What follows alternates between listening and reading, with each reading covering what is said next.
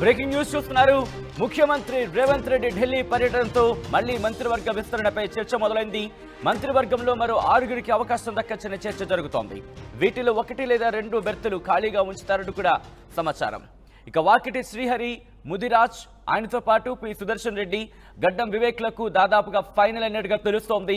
ఆశావహుల్లో మల్రెడ్డి రంగారెడ్డి, రామ్మోహన్ రెడ్డి కూడా ఉన్నారు. ఇక పార్టీలో చేరే ముందు కేబినెట్లోకి తీసుకుంటామని రాజగోపాల్ రెడ్డికి హామీ ఇచ్చింది కాంగ్రెస్. ఈ నేపథ్యంలో ఇప్పుడు రాజగోపాల్ రెడ్డి పేరు కూడా ఇప్పుడు తెర మీదకు వినిపిస్తోంది. 2 మైనారిటీలకు మంత్రివర్గంలో చోటు ఇవ్వడం పైన కూడా ఆలోచన చేస్తోంది కాంగ్రెస్ అధిష్టానం.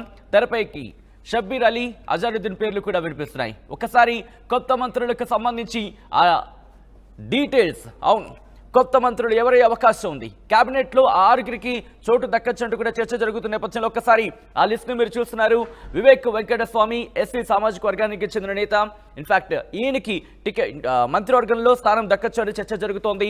ఆయనతో పాటు రెడ్డి సామాజిక వర్గానికి చెందిన పి సుదర్శన్ రెడ్డి కూడా కేబినెట్లో చోటు దక్కచ్చనే చర్చ జరుగుతోంది. ఇక అలాగే ముదిరాజు సామాజిక వర్గానికి చెందిన వాకిటి శ్రీహరి, ముదిరాజు కూడా ఇక్కడ కేబినెట్లో బర్త్ దక్కచ్చు, అవును బెర్త్ దక్కచ్చు అనే డిస్కషన్ జరుగుతోంది. ఆయనతో పాటు రెడ్డి సామాజిక వర్గానికి చెందిన మల్రెడ్డి రంగారెడ్డి కూడా ఇక్కడ టికెట్ ఇన్ఫాక్ట్ కేబినెట్లో చోటు దక్కచ్చనే చర్చ జరుగుతోంది. ఇలా వీళ్ళ 4 పేర్లతో పాటు మరికొన్ని పేర్లు కూడా తెర మీదకి వినిపిస్తున్నాయి. వాళ్ళెవరెవరు అనేది ఒక్కసారి మీరు స్క్రీన్ చూస్తున్నారు. ఆర్టీవీ స్క్రీన్ మీద రెడ్డి సామాజిక వర్గానికి చెందిన కోమటిరెడ్డి రాజగోపాల్ రెడ్డి పేరు కూడా తెర మీద వినిపిస్తోంది. అలాగే మరొక రెడ్డి సామాజిక వర్గానికి చెందిన నేత రామ్మోహన్ రెడ్డి పేరు కూడా ఇప్పుడు వినిపిస్తోంది. ఇక మైనారిటీ వర్గం నుంచి షబ్బీర్ అలీ, అలాగే అజారుద్దీన్, వీళ్ళిద్దరి పేర్లు కూడా వినిపిస్తున్నాయి. ఎవరో ఒకరిని కేబినెట్లోకి తీసుకోవచ్చనే చర్చ జరుగుతోంది. ఈ నేపథ్యంలో ఎవరికి ఎక్కువ ఛాన్స్లు, ఎందుకంటే తెర మీద మనకు వినిపిస్తున్న పేర్లు 8 నుంచి దాదాపుగా 10 పేర్లు. ఈ 8 పేర్లు మాత్రం ఇప్పుడు పరిశీలనలో ఉన్నాయి. క్షుణ్ణంగా పరిశీలిస్తున్నారు వీళ్ళ ప్రొఫైల్స్ని. ఈ నేపథ్యంలో ఈ 8 నుంచి 10 పేర్లు వినిపిస్తున్న తరుణంలో ఇక్కడ ఈ 8లో 6గురికి మాత్రమే బర్త్ దక్కే అవకాశం ఉంది. ఈ 6గురికి బర్త్ దక్కుతుందా, లేకపోతే వీటిని మళ్ళీ ఏమైనా ఖాళీగా ఉంచే అవకాశం ఉంటుందా?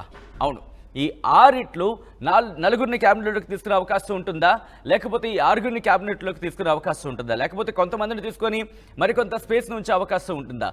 ఏం జరగచ్చు, ఎవరికి ఎటువంటి ఛాన్సెస్ ఉన్నాయి, మరి ముఖ్యంగా ఎటువంటి చర్చ జరుగుతోంది, ఏ సామాజిక వర్గాలకు సంబంధించి ప్రాధాన్యత ఇచ్చే అవకాశం ఉంది, ఎటువంటి ఈక్వేషన్స్ని, ఎటువంటి సమీకరణాలని కాంగ్రెస్ అధిష్టానం పరిశీలిస్తోంది, ఎటువంటి అంశాలను పరిగణలోకి తీసుకుంటోంది, ఎవరెవరి గురించి ఎటువంటి అంశాలను పరిశీలనలోకి తీసుకుంటుందో తెలుసుకునే ప్రయత్నించిద్దాం. మా ప్రతినిధి మధు అప్డేట్స్ అందించేందుకు లైవ్లో కంటిన్యూ అవుతున్నారు. మధు, కేంద్రానికి సంబంధించి ఎస్ ఐ థింక్ మధు, నా మాట వినిపిస్తోందా? ఎస్ మధు, ఇటు ఢిల్లీకి చేరుకున్నారు ముఖ్యమంత్రి రేవంత్ రెడ్డి. ఇటు కేబినెట్ విస్తరణకు సంబంధించి చాలా జోరుగా చర్చ జరుగుతుంది. ఆయన ఢిల్లీకి వెళ్ళింది కేబినెట్ విస్తరణ అంశానికి సంబంధించి చర్చించడానికి చర్చ జోరందుకుంది. ఈ నేపథ్యంలో 8 పేర్లు వినిపిస్తున్నాయి. 8లో ఎంతమందిని తీసుకునే అవకాశం ఉంది, ఏ అంశాలను పరిశీలిస్తోంది కాంగ్రెస్ అధిష్టానం? నిజంగానే దాదాపు అన్ని కంప్లీట్ చేసుకుంటూ పోతుంది. మనం చూసాం కమిషన్స్, ఇటు వ్యవసాయ శాఖ కమిషన్ కావచ్చు, బీసీ కమిషన్, వీటన్నిటిపైన నిర్ణయం తీసుకోవడం జరిగింది. దాని తర్వాత వెంటనే పిసిసి అధ్యక్షుడి పేరు అనౌన్స్మెంట్ చేశారు. త్వరలోనే నామినేటెడ్ పదవులను కూడా పూర్తి చేయనున్నారు. దానికంటే ముందు పెండింగ్ లో ఉన్నటువంటి మొత్తం 6 బెర్తులు ఖాళీ ఉన్నాయి తెలంగాణ క్యాబినెట్ లో. సో ఇప్పటికీ 12 మంది ముఖ్యమంత్రితో కలిపి క్యాబినెట్ లో ఉన్నారు. ఇంకొక 6గురికి అవకాశం ఉంది క్యాబినెట్ లో తీసుకునేటువంటి అవకాశం. సో భారీగా ఆశలు పెట్టుకున్నారు సీనియర్స్, గెలిచినటువంటి ఎమ్మెల్యేలు, జిల్లాల వారీగా ఏ జిల్లాలో ప్రాతినిధ్యం ఇంతవరకు లభించలేదో క్యాబినెట్ కి. సో వారందరూ ఆశ పెట్టుకున్నటువంటి సిచ్యువేషన్ ఉంది.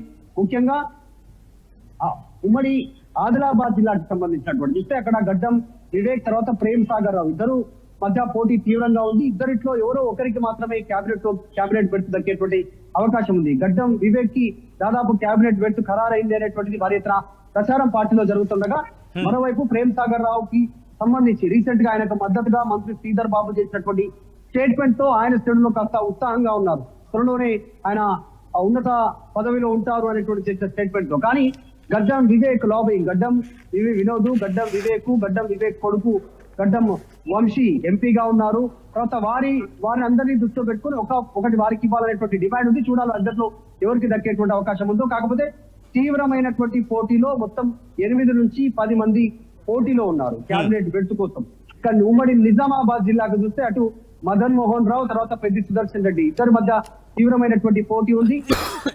ఏఐసిసి నేతలకు సన్నిహితంగా ఉన్నారు, నాకు కంపల్సరీ ఇవ్వాల్సిందే అనేటువంటిది ఆయన ఆశాభావం వ్యక్తం చేస్తా ఉన్నారు మదన్ మోహన్ రావు. తర్వాత ఇక్కడ రేవంత్ రెడ్డి మద్దతుతో పెద్ది సుదర్శన్ రెడ్డికి వచ్చే అవకాశం ఉంది, క్యాబినెట్ పెడతారనేటువంటి ఇద్దరి మధ్య చర్చ జరుగుతోంది. కానీ పెద్ది సుదర్శన్ రెడ్డి వైపే మొగ్గు చూపే అవకాశం ఉంది పార్టీ అనేటువంటి ఒకవైపు చర్చ ఉండగా, తర్వాత ఉమ్మడి మెదక్ జిల్లాకి సంబంధించినటువంటి దాంట్లో కూడా అటు ఉమ్మడి మెదక్ జిల్లాకు సంబంధించి ఆ ముదిరాజ్ బీసీ సంబంధించినట్టు ముదిరాజులకు ఇస్తామన్నటువంటి కోటాలో ఈసారి నాకు అవకాశం దక్కుతుంది, తర్వాత ఎమ్మెల్సీ చేస్తారు అనేటువంటి వాటితో నీలం మధు ముదిరాజ్ పోటీలో ఉండగా, ఉమ్మడి పాలమూరు జిల్లా నుంచి ప్రాతినిధ్యం వహిస్తున్నటువంటి వాకిటి శ్రీహరి ముదిరాజ్ ఆయన పేరు పరిశీలనలో ఉన్నట్టుగా తెలుస్తా ఉంది.